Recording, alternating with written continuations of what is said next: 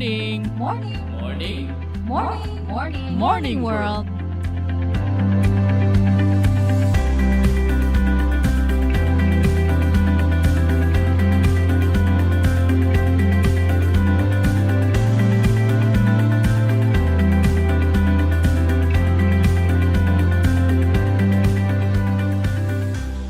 Morning World, Good Morning Indonesia. Semua pasien COVID-19 atau orang yang terinfeksi COVID-19 tentunya membutuhkan ambulans untuk bisa membawa diri mereka atau keluarga mereka atau kerabat mereka ke rumah sakit untuk mendapatkan perawatan.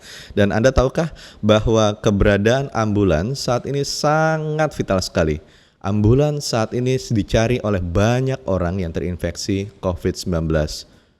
Seperti apa pengalamannya, dan saat ini saya sudah terhubung dengan Mas Andi Prastiono, Ketua Pengurus Indonesia Escorting Ambulance. Assalamualaikum, selamat pagi Mas Andi. Waalaikumsalam, selamat pagi. Apa kabar Mas Andi, sehat-sehat Mas Andi? Alhamdulillah baik. Mas Andi, terima kasih atas pengabdiannya selama ini, dan saya cukup lama mendengar kiprah dari IEA.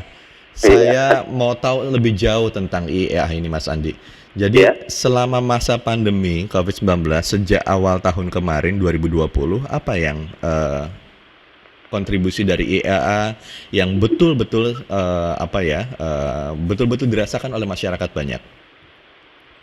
Kalau di IAIN sendiri selama pandemi COVID-19 ini dimulai dari tahun lalu sih, untuk di pengawalannya tetap kita melakukan pengawalan ambulans sih. Selain pengawalan ambulan, kita juga melakukan kegiatan sosial lainnya, Mas. Iya. Itu seperti kegiatan penyemprotan disinfektan ataupun fogging juga gitu. Iya. Ini relawan ya Mas ya, IEA ini ya? Betul. Iya betul, sifatnya relawan kita. Berapa banyak Mas jumlah relawan IEA ini di seluruh Indonesia? Kalau kita sudah tersebar hampir di seluruh Indonesia, itu kurang lebih ada 3.000 anggota. Banyak juga ya. Semua itu sebagai escorting atau juga memiliki kemampuan sebagai seorang driver ambulans atau memiliki ambulans juga gitu Mas? Jadi kalau di ini sebenarnya kan basic kita ini pengawalan ambulan ya Mas ya. Iya. Di lain basic kita pengawalan ambulan ini, kita juga menambahkan skill-skill di luar basic kita sendiri gitu.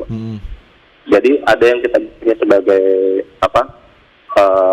namanya pembantu medis, kita bisa melakukan penolongan kepada orang kecelakaan seperti itu, terus melakukan kegiatan di kebencanaan lainnya kayak gitu. Bahkan ada juga teman-teman dia ini yang saat ini jadi driver ambulan juga gitu.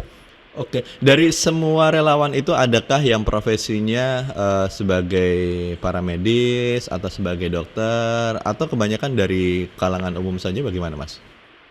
Kalau di anggota IAIN sendiri itu untuk anggota paramedisnya ada juga. Kebetulan ada juga anggota kita ini dari instansi PMI juga gitu.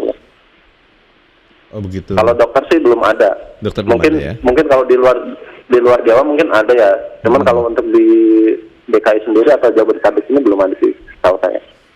Oke Mas Andi, ini di masa pandemi seperti ini, kebutuhan ambulans itu sangat mutlak sekali. Saya memiliki pengalaman banyak tetangga saya di kompleks saya yang membutuhkan ambulan dan susah sekali mendapatkan ambulans saat ini. Mas Andi bisa cerita apa yang terjadi saat ini sebetulnya? Kalau untuk ambulans sendiri memang untuk saat ini, apalagi semakin meningkatnya penularan COVID ini ya, kita untuk kebutuhan ambulans memang benar-benar susah Mas. Benar-benar susah ya?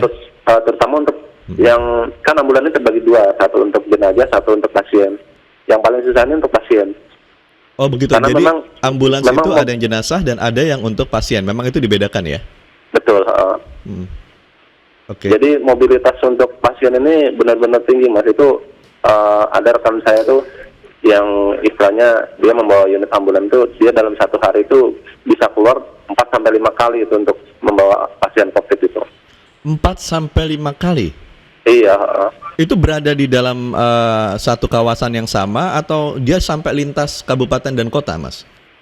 Itu tergantung permintaan sih. Biasanya kan kalau kita ini dia lihat estimasi untuk yang terdekatnya aja gitu. Kalau misalnya bisa dijangkau, diambil. Kalau misalnya jauh kan takutnya pasien juga gitu.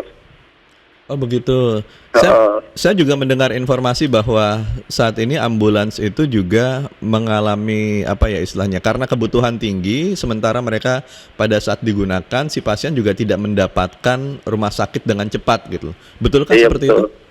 Soalnya kalau untuk saat ini sekarang juga rumah sakit nggak bisa sembarangan terima pasien, Mas. Contohnya kayak kemarin itu teman saya, Iya. dia kakaknya itu kena COVID kan. Iya.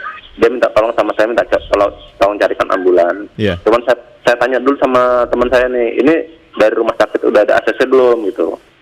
Kalau belum ada ACC dari rumah sakit itu belum bisa. Tapi teman saya udah Iya. nggak apa-apa bawa aja, soalnya kita ada orang dalam di sana. Tetap, Mas, jadi saat udah sampai di rumah sakit itu ditolak sama rumah sakit gitu. Dia harus ada surat rujukan dulu, misalkan dari puskesmas untuk merujuk ke rumah sakit tersebut, dan rumah sakit tersebut mengakses bahwa di rumah sakit ini bisa menampung pasien tersebut gitu. Kalau Jadi kalau misalnya misalnya di ACC nggak bisa. Kalau misalnya rumah sakit tidak ACC dan menolak, terus apa yang dilakukan? Ya paling kita untuk sementara ya isolasi mandiri di rumah gitu. Oh, berarti dikembalikan menyediakan lagi ke rumah oksigen. gitu ya? Iya, betul. Oh gitu. Mas, Sambil yang sehat-sehat itu mencari alternatif rumah sakit yang kira-kira bisa menampung pasien COVID gitu, Mas. oh begitu. Apakah IEA memiliki jaringan rumah sakit juga, Mas? Jadi misalnya, oke nih, ini betul-betul sudah kondisinya kritis, sudah dibawa aja ke rumah sakit mana karena IEA ada kerjasama dengan rumah sakit itu misalnya. Ada kan seperti itu? Kalau kita sifatnya baru mitra aja, itu Baru kan mitra, ya. baru sebatas antar driver aja, belum ke manajemen rumah sakitnya. Jadi kalau misalnya ada pasien minta rujukan, kita juga nggak bisa bantu banyak sih. Ya cuma paling mencarikan informasi aja bahwa di rumah sakit tersebut kosong atau enggak kayak gitu. Oke. Saya mau kembali kepada orang atau driver atau relawan yang membawa pasien sampai sehari itu 4 kali, Mas. Iya. Kalau misalnya sampai 4 kali, bagaimana mereka mengatur waktunya, Mas? Apakah sistemnya shift atau orang yang sama tetap 4 kali membawa itu bagaimana ya? Kalau itu sistemnya tetap satu orang yang bawa, cuman dia ada apa istilahnya, ada forsir waktunya tersendiri gitu, misalnya dari jam 8 sampai jam 5 sudah. Kalau misalnya lebih dari itu paling nanti dialihkan ke temennya yang memang temennya ada yang bisa bawa gitu. Kalau memang nggak ada yang bisa bawa ya sudah, menolak itu. Iya. Itu relawan ambulansnya dari mana, Mas? Kalau kondisinya seperti itu, apakah mencari relawan lalu mencari ambulans atau satu paket sistemnya? Kalau saya menghubungi IEA itu langsung datang satu paket dengan ambulans atau bagaimana ya, Mas ya? Jadi kalau di IEA sendiri itu ada yang sistemnya kerjasama dengan yayasan, Iya.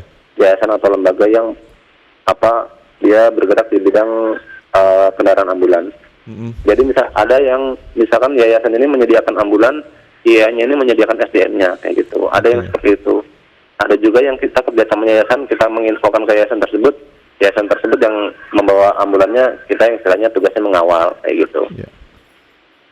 Cara mengkoordinirnya bagaimana itu, Mas? Kalau tadi Mas menyebut ada lebih dari 3.000-an di seluruh Indonesia, itu cara mengkoordinirnya bagaimana? Hari ini si A, si B, si C itu bagaimana ya? Kalau kita kan ada grupnya masing-masing. Kalau misalnya di Jakarta kita ada grup WhatsApp-nya masing-masing, terus di Depok ada grupnya masing-masing. Dan di lain itu kita juga namanya ada grup itu lintas provinsi atau grup nasional istilahnya. Jadi kita di situ bisa berkoordinasi dari satu wilayah ke wilayah lain gitu. Ya. Mas, selama masa pandemi ini pernah nggak ada cerita yang kalau saya bilang tuh ya menyedihkan lah. Misalnya saya kan pernah melihat itu satu media sosial kan. Jadi seseorang dibawa di ambulans, ternyata nyari ke rumah sakit nggak terselamatkan gitu loh, karena harus antri sedemikian lama. Pernah nggak ada relawan yang bercerita seperti itu? Pernah ada beberapa kasus itu yang pasien COVID itu benar-benar sampai meninggal itu sebenarnya karena pertolongan pertamanya, Mas. Jadi kayak kebutuhan oksigen itu tidak terpenuhi gitu. Sekarang kan juga kita cari oksigen juga susah. Iya. Selain itu juga ya maaf kata aja ada beberapa oknum lah yang memainkan oksigen ini gitu. Oh begitu. Kalau mau di ambulansnya IEA apakah tersedia perangkat-perangkat yang memang standar lah istilahnya, standar untuk P3K kayak oksigen itu tersedia nggak ya? Kalau untuk selama pandemi ini untuk ambulans yang tadi saya ceritakan tadi itu, dia paling nggak dia harus ada tabung oksigennya. Paling ada harus ada itu ya. Karena kan untuk pertolongan pasien tersebut kan. Oke. Dalam satu ambulans itu biasanya berapa orang, Mas? Ya paling cuma 2 orang aja gitu. Antara driver ambulan dengan kita bilangnya co-pilot atau istilah ada yang namanya perawat juga gitu. Jadi kalau misalnya ada hal-hal yang dirasa istilahnya tidak enak ke pasien, perawat itu yang melakukan eksekusi pertama gitu, pertolongan pertama gitu, harus diapakan ini, apakah harus dibawa ke rumah sakit atau kita harus balik kanan ke rumah gitu. Iya, iya. Saya tuh tergelitik dengan ketika teman-teman IEA, relawan-relawan IEA ini membawa pasien COVID, itu kan artinya membawa sesuatu yang sangat beresiko tinggi. Resiko tingginya itu apa? Resiko tingginya itu adalah tertular penyakit itu sendiri. Iya, betul. Nah, apakah sudah ada cerita seperti itu? Teman-teman yang tertular? Kalau teman-teman ini sih selama mengawal ambulan, dia memang prosedurnya setelah dia mengawal ambulan ini, teman-teman ini disemprot disinfektan juga, Mas. Oh, disinfektan. Okay. Iya. Jadi kalau misalnya kita di Jakarta ini itu ke Wisma Atlet gitu. Kan dari Wisma Atlet ini ambulannya itu di Sinetron juga di daerah Sunter. Jadi teman-teman kalau misalnya ada yang mau ikut sana ya ikut sambil disemprot. Cuman kalau nggak ada yang mau ikut ya paling disemprot sendiri gitu, mandiri gitu. Jadi teman-teman juga bawa alat pelindungan sendiri kayak hand sanitizer kayak gitu. Berarti belum pernah ada yang terinfeksi ya teman-teman ya? Alhamdulillah sih selama ini saya belum pernah dengar gitu. Belum pernah dengar. Kalau Mas Andi sendiri pernah membawa pasien kemana saja Mas Andi pengalamannya? Atau escorting kemana? Kalau saya sih pengalaman saya untuk pasien COVID ya paling ke Wisma Atlet saja sih. Kalau untuk rumah sakit belum pernah. Wisma Atlet ya? Dan itu harus antri juga gitu ya? Kalau waktu itu saya karena Wisma Atlet itu belum sepenuh kayak sekarang. Jadi masih di tahun kemarin sih. Kalau sekarang ini mobilitas untuk pengawalan agak berkurang soalnya kan saya juga kerja juga gitu. Iya, iya. Oh, Mas Andi kerja juga saat ini? Ya betul. Oke. Oh, berarti relawan ini bukannya sepenuhnya relawan yang bekerjanya hanya di IEA aja ya? Oh, bukan. Jadi backgroundnya juga macam-macam. Ada yang pekerja, ada yang istilahnya ya maaf ojol gitu. Iya, iya. Ada yang maaf ya masih pengangguran cari-cari kerja juga. Oh, begitu. Wah, luar biasa. Luar biasa.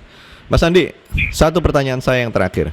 Iya. Bagaimana caranya masyarakat bisa mengakses bantuan atau menghubungi IEA jika membutuhkan? Jadi kalau untuk saat ini, alhamdulillah sih IEA sudah dikenal luas sama masyarakat ya. Jadi kalau misalnya masyarakat perlu bantuan dari IEA, bisa akses ke websitenya IEA gitu di www.iea.or.id. Bisa diakses di situ. Ada nomor WA mungkin atau nomor telepon? Nomor WA sih biasanya dari pengurus tempat. Kayak misalnya di Jakarta ada pengurusnya sendiri, Depok ada pengurus sendiri. Itu informasinya bisa kita akses di web juga, bisa kita cari di Facebook juga. Oke.